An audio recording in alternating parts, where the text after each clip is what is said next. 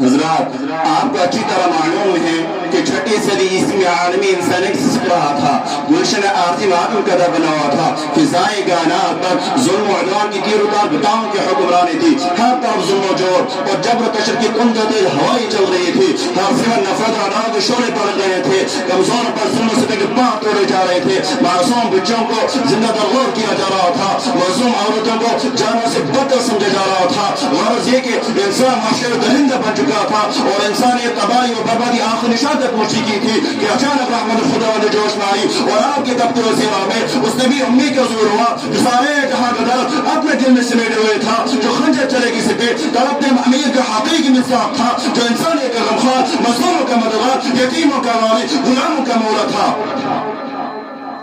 چنانچہ اس ذات مقدس نے ان تمام ظلم و ستم کے خلاف عالم بغاوت بلند کیا،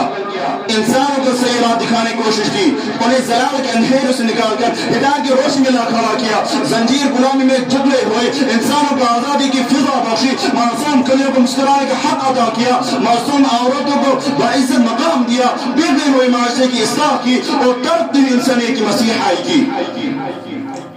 حضرات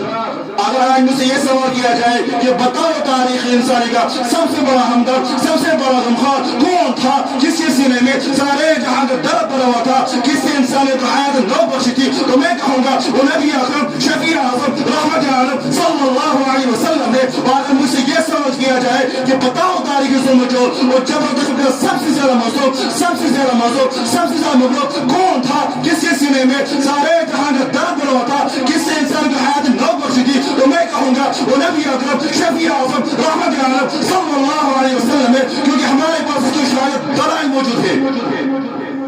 محترم حضرات